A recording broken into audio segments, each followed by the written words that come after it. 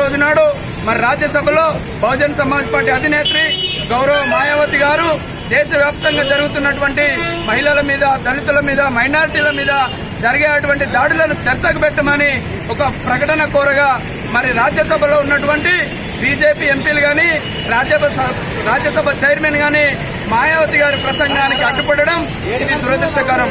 మరి దేశంలో ఇవల్ల ప్రజాస్వామ్యాన్ని అంతం చేస్తున్నటువంటి పార్టీ ఏదన్నా ఉన్నదంటే అది భారతీయ జనతా పార్టీ.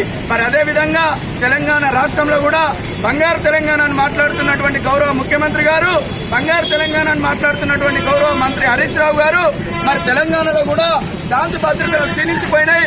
తెలంగాణలో కూడా దళితుల మీద, మహిళల మీద హత్యలు జరుగుతున్నాయి. మరి మొన్నటికి మొన్న సిద్దిపేట జిల్లాలో కేంద్రంలో ఉన్నటువంటి చిత్తనగర్లకు సంబంధించినటువంటి సంతోషిని అనే అమ్మాయి మీద అత్యాచారం జరిపి హత్య చేస్తే ఓఎస్డీ అయినటువంటి దేశపతి శ్రీనివాసరావు గారు బ్రాహ్మణ కుటుంబానికి సంబంధించినటువంటి హంతకులను నిర్దోషులుగా ప్రకటించి పోలీసు వాళ్ల చేత నిర్దోషులుగా ప్రకటించి ప్రకటన జారీ చేశారు. కేంద్ర రాష్ట్ర ప్రభుత్వాలు మహిళలకు వ్యతిరేకంగా, దళితులకు వ్యతిరేకంగా, మత మైనార్టీలకు వ్యతిరేకంగా, ఓబీసీ ఎంబీసీలకు వ్యతిరేకంగా ఒక దురదృష్టకరమైనటువంటి రాక్షస పరిపాలన చేస్తున్నాయి. మరి ప్రజలంతా రాబోయే ఎన్నికలలో కేంద్ర రాష్ట్ర ప్రభుత్వాలకు గుణపాఠం చెప్పి సోదరి మాయావతి గారి ఆధ్వర్యంలో బహుజన్ సమాజ్ పార్టీని గెలిపించి ఈ దేశంలో శాంతి భద్రతలను కాపాడి శాంతి భద్రతలను గౌరవించాలి చేయాల్సిందిగా కోరుకుంటూ బహుజన్ సమాజ్ పార్టీ తరఫున మాయావతి గారిని మాట్లాడని అన్నందుకు నిరసనగా మేము కళ్ళ గంటలు కట్టుకుని నిరసన తెలియజేస్తా ఉన్నాం.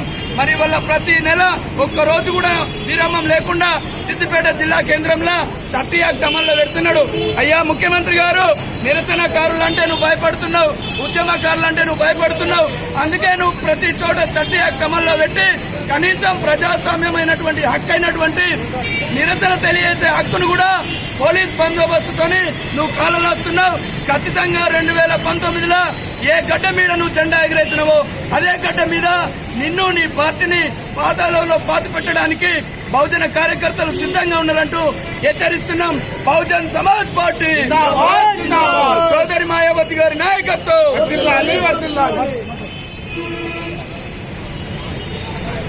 ఏదైతే పార్లమెంట్ రాజ్యసభలో మాయావతి గారిని అవమానపరిచిన ఈ ప్రభుత్వం ఇంకా ఎన్ని రోజుల్లో ఉండదు, కూలిపోతుంది. దీనికి ముఖ్యంగా ఏదంటే బహుజనులంతా ఏకమవుతున్నారు. అక్కడ బహుజనులంతా ఏకమై రాజ్యాన్ని పరిపాలించడానికి సిద్ధంగా ఉన్నారు. కాబట్టి కేంద్ర ప్రభుత్వం ఎక్కడైతే